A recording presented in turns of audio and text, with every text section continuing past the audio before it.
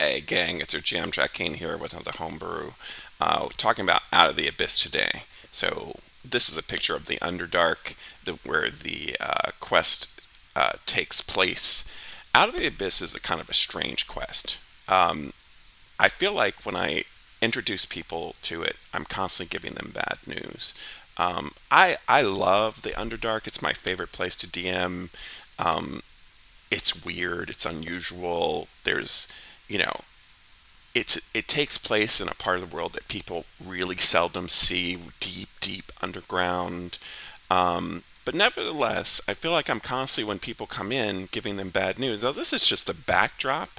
Um, I feel like the game and the adventure really revolves your interaction with these really kooky, cartoony kind of characters that are your cellmates and how to escape.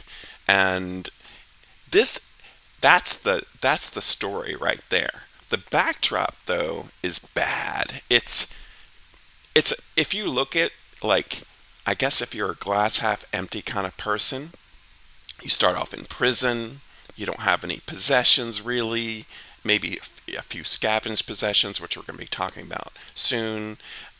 Your captors are arrogant. Uh, you know, they use you in hard labor. Like that's the, like, behind the scenes stuff. That's not really the story. The story is your interaction with the prisoners, the characters, and how to escape. And this is where you're escaping to a landscape that looks like this. It's weird. It's bizarre. There's areas of magic called the Fair's Rest, uh, where you can find really unusual things happening. Uh, you can make magical items there. The Fair's Rest is like an area of magic or an area of power, really. Some people refer to them as ley lines. You can call them that. Um, you know, there's weird societies, creatures, plants, and it's dark. There's no sun. So it's got a lot of imagery that I guess players may not be 100% useful, but I wanted to talk about just, you know, behind the scenes, there are some things which I will go over, which are content oriented. And again, this isn't the story, this is just kind of like what's behind the scenes. All right, so you're being held by drow elves. Now, drow live deep underground.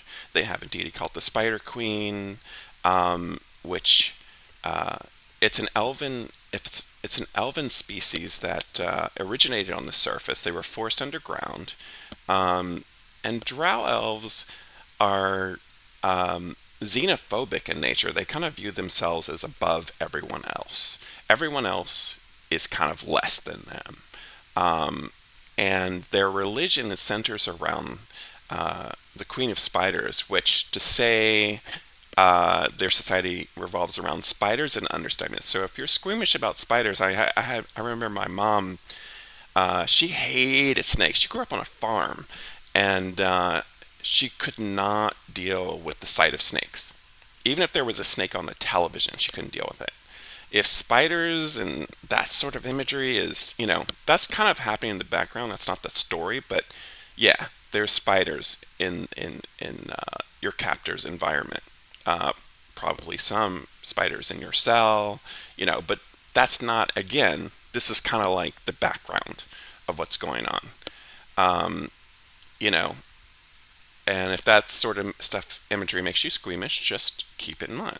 Um, you're also being held captive. So your captors, um, you know, usually use like captives for hard labor, and that's pretty much it.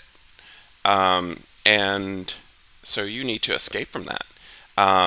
Now, House Abbot Thule, that's their main business. That's what they do. They capture people and put them to work in mines, in the tunnels, and uh, they put a rune on your shoulder blade that is the symbol of their house to signify that they own you.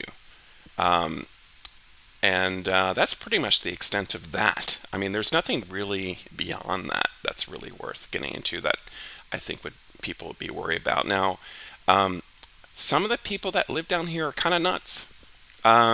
They're kind of weird, they're kind of quirky, they're kind of unusual, and there's also elements to the story that can drive people kind of nuts.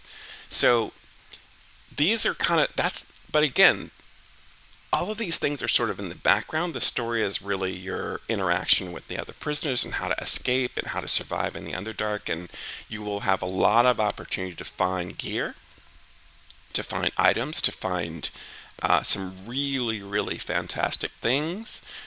But I just wanted to kind of preface everyone as to kind of what the backdrop is. Now let's get into what you will have as a character. So let's jump into that. So this is items that you will have likely scavenged while you were in prison. Okay, maybe you stole them. Maybe you did found some of this while you were out on a job, like doing hard labor. Um, you're going to choose one from this list, so you can choose if you want uh, an arcane focus or something to enable you to cast spells, which would be helpful. Some spells require a material component, so you do need a focus item for that, or a holy symbol, or an instrument, or something like that, depending on what class you are. Um, some of these things you may not recognize on the list are, let's see, some of these are gemstones. Um, so mithril, you might have heard that from Lord of the Rings. There's mithril mines down here, and some of them make mithril coins. So you may find some mithril coins. You may find a mithril mine down here. Also, the same would apply for adamantine. There's adamantine mines down here, and areas where they pour molten adamantine into armor and weapons. A lot of weird stuff going on down here. We talked about the phase rest. That's an area of power. So you can find a crystal with that kind of power in it and use it as arcane focus. Maybe you found something like that when you were out on a job if you're a wizard. Now, if you're a wizard, you won't have your spell book, obviously, but you do know your spells. And I believe wizards now can change their cantrips. They can, so you'll just know the same spells until you can sort of, you know, get a spell book, or get your spell book back. Or whatever the case may be. These other things are just coins. Platinum is like a coin. Electrum's another type of coin. What else can I tell you? I think that's pretty much it. So you'll roll 1d4 times on this table. That's how many items you're going to start with. And then you can choose one item on the table.